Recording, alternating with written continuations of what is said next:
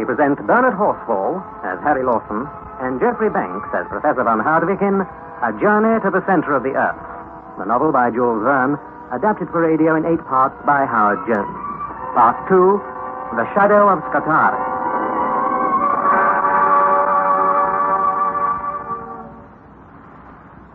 I suppose that even now there are some who will not credit that we undertook that most terrifying of all journeys, a journey to the center of the earth.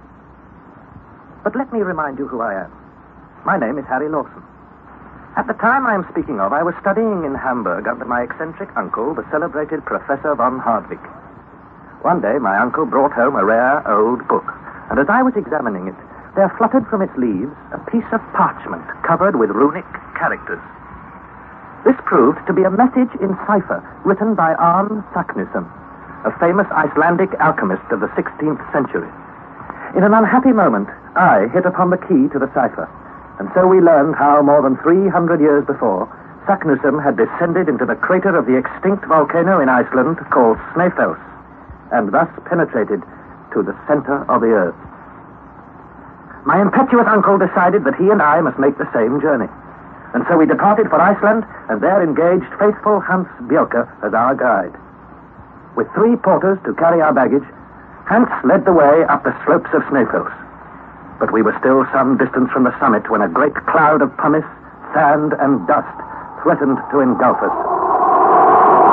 It is impossible. We cannot stop here. Make haste, master. We are coming, Hans.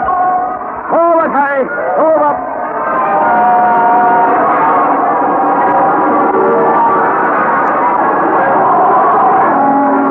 I have never felt such misery, fatigue, and exhaustion in my life. At last, when I thought myself at my last gasp, about 11 at night, we reached the summit of Mount Snæfell. We descended a little into the shelter of the crater, and lying there on a bed of granite, I fell asleep. In the morning, we climbed up to look at the panorama beneath us. My uncle was enraptured. Oh, wonderful. Wonderful. Look yonder, over the sea. That is Greenland. Greenland? Can we see so far? We are 5,000 feet up. On the summit of the great, the transcendent Snæfell. And here are its 2 peaks, north and south. Hans will tell you the name of the peak we are standing on. The name of this peak is Scapari. Scapari, Harry. Do you hear? Do you remember what the great Arne Saknussemm wrote of the peak Scapari? Yes, I remember. A splendid crater, my boy. Half a mile across, at least. A great cannon, that's what it is, Uncle. And to descend inside a cannon when perhaps it is loaded and will go off at the slightest shock is the act of madness. Come while we're wasting time. Forward, Hans. Forward!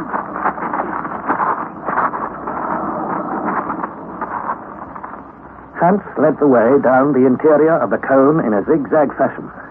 Some parts consisted of interior glaciers, which he tested with his long iron pole. Some parts were so doubtful and dangerous that we had to be tied together. By midday, we had completed this stage of our journey.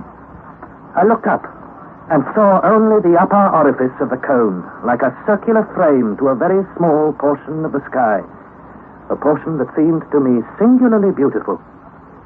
Should I ever again gaze on that lovely sunlit sky? The bottom of the crater consisted of 3 separate shafts gaping in our path. The professor ran from one to the other like a delighted schoolboy, gesticulating wildly and uttering disjointed phrases in all sorts of languages. Presently, I heard him calling excitedly. Harry, come here, come quickly. Do not order. I'm coming. What is it, Uncle? Raise your eyes. Now, what do you see on the wall? It looks like carving. Runic characters? And what do the runic characters spell out, my boy? A-R-N. Saknussemm. Arne Saknussemm. The great man's name carved in the living rock. Do you begin to have faith? Well, do you? I could not answer a single word. The evidence was unanswerable. Overwhelming. I went back to my seat, covered my face with my hands, and dreamed. My beloved home and my beloved cousin Gretchen. When I raised my head, there remained at the bottom of the crater only myself, my uncle, and Hans. The Icelandic porters had been dismissed. How heartily did I wish myself with them. We made ourselves as comfortable as possible for the night. In the morning, a grey, heavy sky hung like a funeral pall over the summit of the cone, and my uncle was walking about like a wild beast in a cage. He called me to his side. Harry, do you remember the words on our precious parchment? The words of Arne Saknussemm? He wrote, "Descend into the crater of Jökull of Snæfellsnes, which the shade of Scapari caresses, before the calends of July, audacious traveler, and you will reach the center of the earth." I did it. Arne Saknussemm. Now, observe. There are 3 shafts or paths open before us. One, and only one, is the right road. And you shall know it when the shadow of Scapari falls on it before the 1st of July. Precisely. If there's no sunshine up above, Scapari cannot cast the shadow. And today's date, let me remind you, is the 25th of June. So that if it stays cloudy for the next 6 days, we shall have to put off our journey of discovery for a whole year. Yes. It is enough to drive a man out of his senses. Never had my uncle's eyes appeared so fierce, his mouth so hard and firm. On the 26th, to my delight, there was no change for the better. A mixture of rain and snow fell during the whole day. The next day, and the next, and the next were overcast. My uncle was almost frantic. But on the last day of the month, with a sudden change of wind and a new moon, there came a change of weather. The sun poured its beaming rays to the very bottom of the crater. At 12 o'clock exactly, when the sun had attained its highest altitude, the shadow fell upon the edge of the central shaft. Here it is. Here it is. There can be no mistake. This is our road. Now, forward, my friends, to the center of the earth. Forward, Hans. Come, Harry, come. Our real journey had now begun. I peered over the abyss into which we were about to plunge. The sides were almost as perpendicular as those of a well. It was a sort of wild and savage staircase, without banister or fence. One moment. There's the baggage which we must carry on our backs. Hans, Master, you will take charge of the tools and some of the provisions. You, Harry, take another third of the provisions and our weapons. I will look after the rest of the food and our instruments. That leaves our spare clothes and this mass of cord and ladders. Who is going to carry them? I have thought of that. Hans, have you bundled them securely? Yes, they are all secure. Good. Pitch them over the side, down into the abyss. Very good, Master. See, there you go.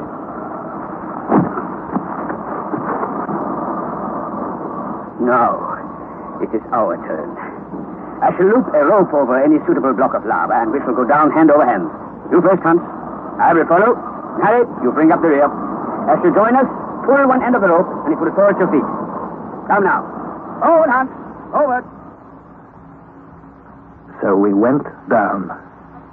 Down, down, down.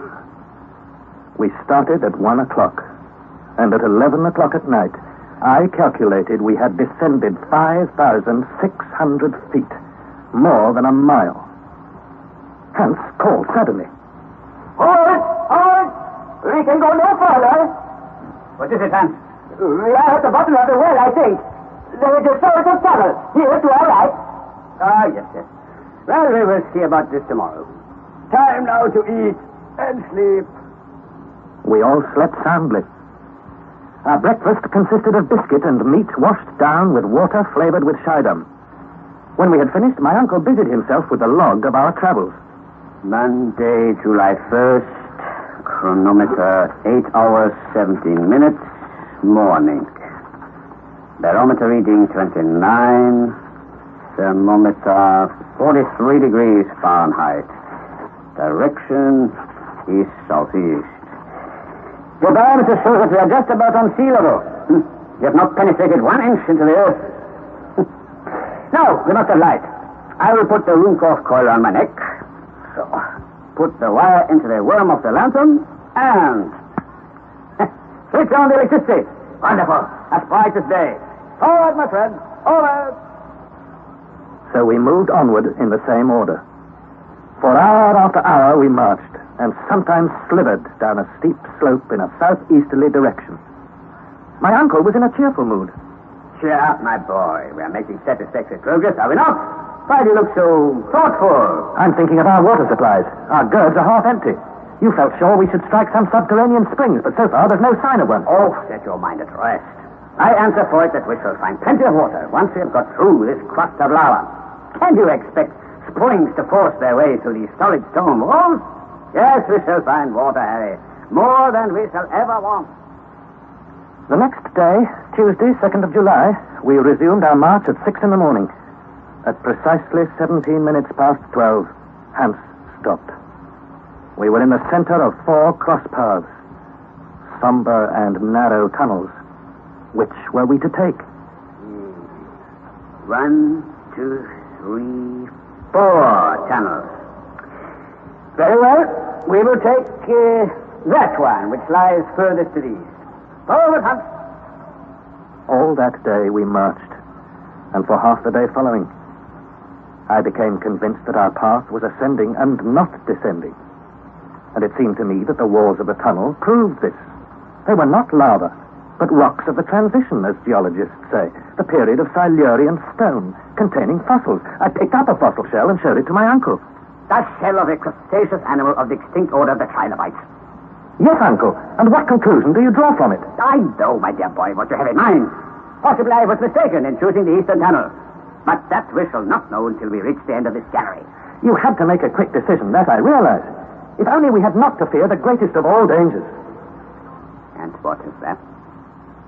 Lack of water. Well, my dear Harry, it cannot be helped.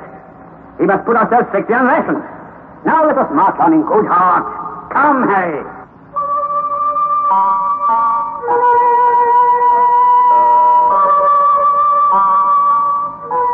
In truth, we were compelled to ration our water. Our supplies would certainly not last more than 3 days, and we could not expect to strike water in the transition rocks through which we were now passing. I had read of the horrors of thirst, and I knew that unless we soon struck a spring, our adventures and our lives would speedily end. But it was utterly useless to discuss the matter with my uncle.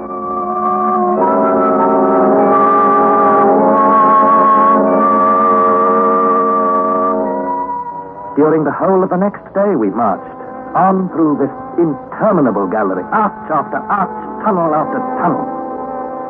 We marched without exchanging a word.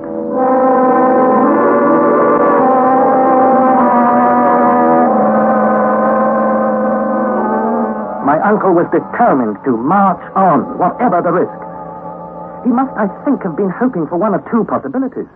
Either that we should come upon a vertical shaft that would lead us to water-bearing rocks, or that insurmountable obstacles would compel us to go back. On Friday, after a night when I began to suffer the gnawing agony of thirst, we rose and once more followed the turnings and windings, the ascents and descents of this interminable gallery. After about 10 hours of marching, I noticed that the reflection of our lamps on the walls of the tunnel was greatly diminished. A little later, when we came to a very narrow part of the tunnel, I chanced to lean my hand against the wall. It was quite black. We were in a coal mine. Yes, Harry, a coal mine without miners. I'm certain that this gallery was never cut by the hand of man. But whether it was the work of nature or not matters little to us. It is supper time. Come, let us eat. I can't eat. All I want is water. How much have you left? None. My gourd is empty. And so I fear is mine. Hans, how much water? I have a little. There is up to here. Not quite half full. Very well. Now let us eat and rest. Hans busied himself in preparing food, but I could not eat. All I cared about were the few drops of water which fell to my share. Having finished their supper, my companions stretched themselves on their rugs and forgot their sufferings in sleep. I lay, counting the hours until morning. The next day, Saturday, we started forward again at 6 o'clock.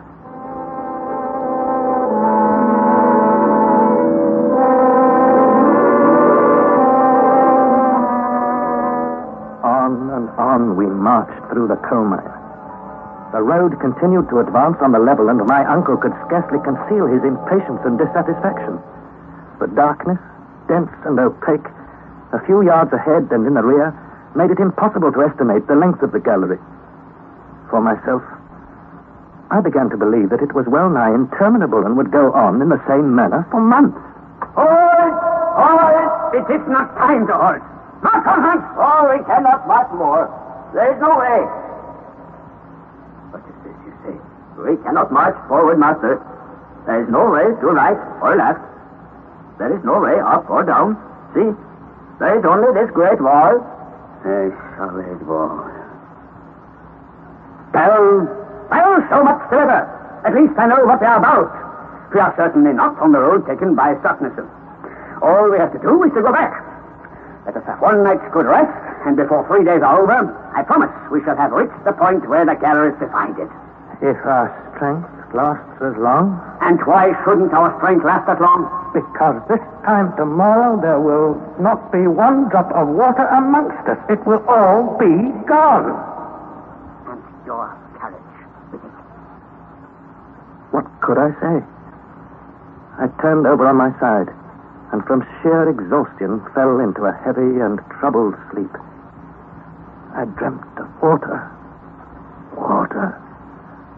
And when I awoke, I would have bartered a diamond mine for a glass of pure spring water. In the morning, we started our return journey at a very early hour. There was no time for delay.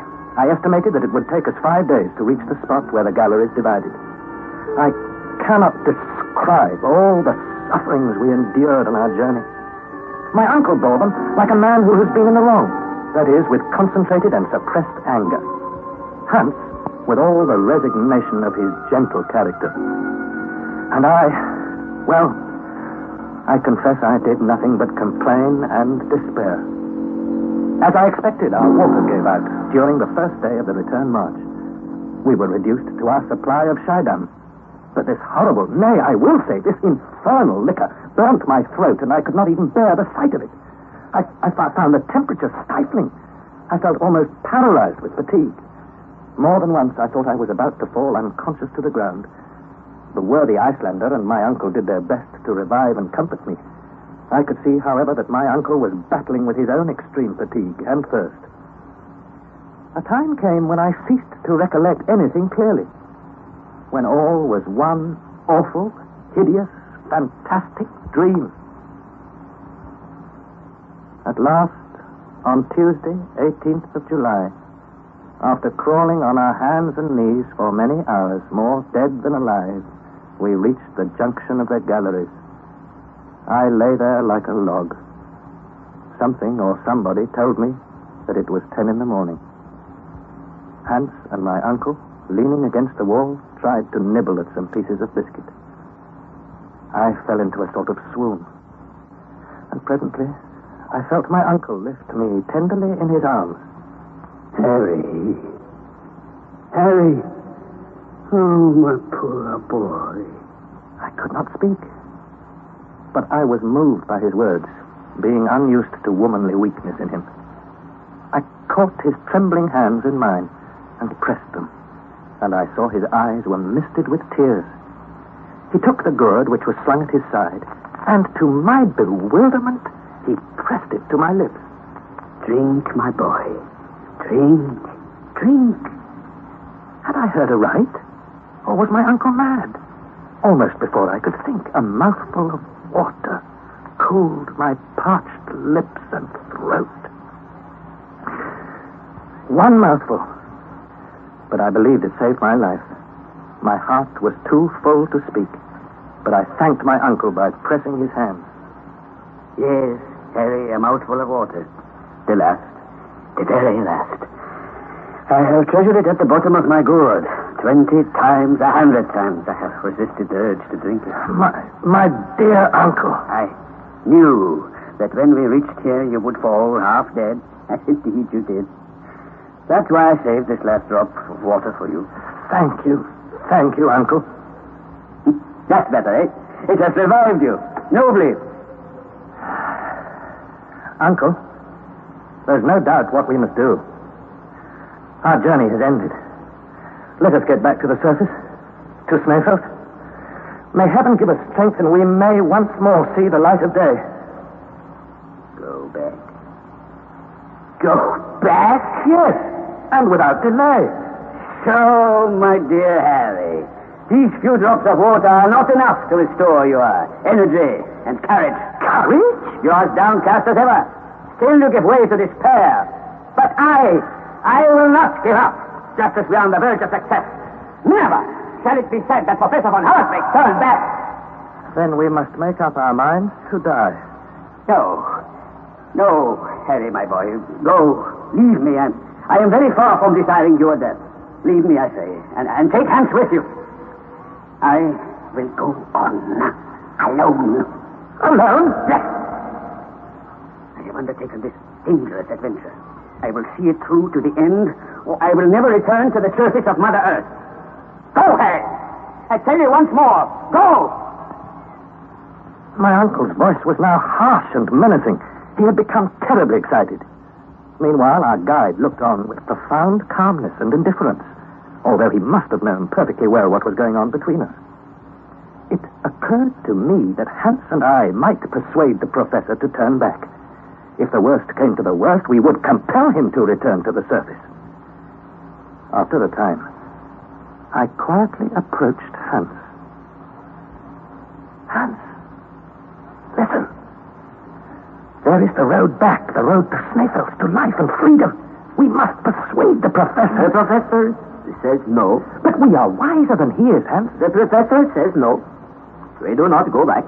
He is master. The master? He is not the master of our lives. We will drag him with us if we must. Do you hear me? Do you understand what I say? My good Harry, be calm. You will get no satisfaction from my devoted Hans. This wretched lack of water is the sole obstacle to our success. It is possible we shall be luckier in the western tunnel. Luckier? No, listen to me. While you lay senseless, I reconnoitered the other gallery. It goes directly downwards, and in a few hours will take us to the old granite formation in which we shall certainly find water. Now, this is my proposition. When Christopher Columbus asked his crew for 3 days to discover the land of promise, they agreed. And the New World was discovered. Now I, the Christopher Columbus of this underworld, I ask of you one more day.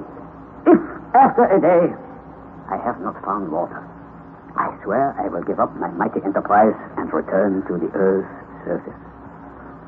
Very well. If we don't discover water soon, we are doomed. So let's push ahead. It is agreed.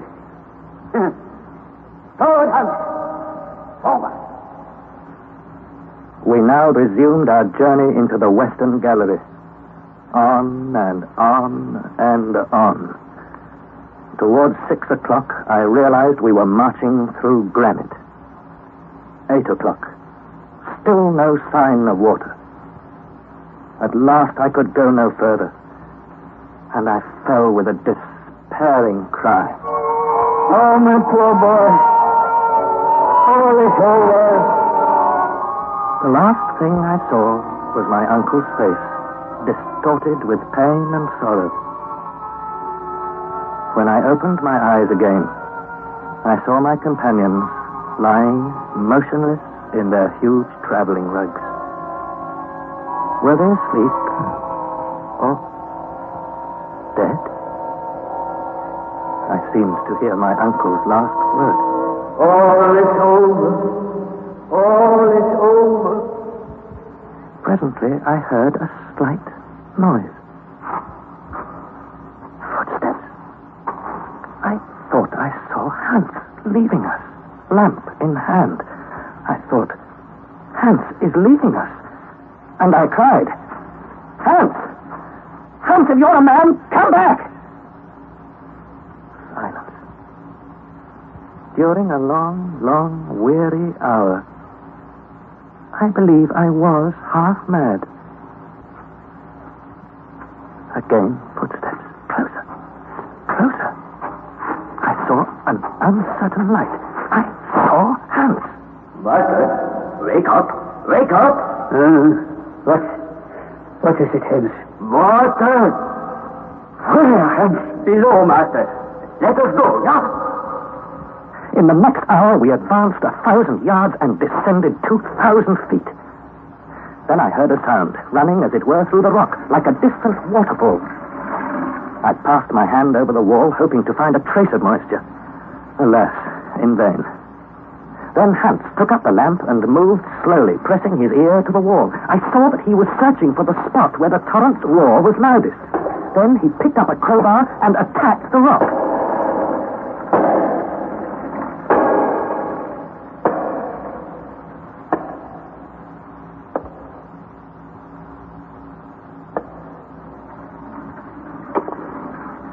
At the end of what seemed an age, Hans had made a hole 2 feet into the rock.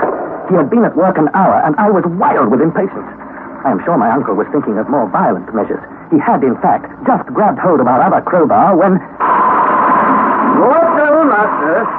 Here is much water. No, do not touch. Hands, they are cold. The water, it's boiling!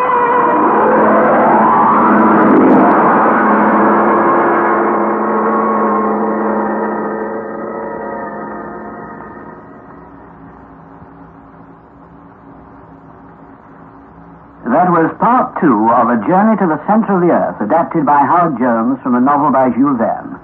The cast was as follows. Harry Lawson was played by Bernard Horsfall, Professor Von Hardwigg by Geoffrey Banks, and Hans Bjelke by John Daglish. It was produced in the north of England by Trevor Hill.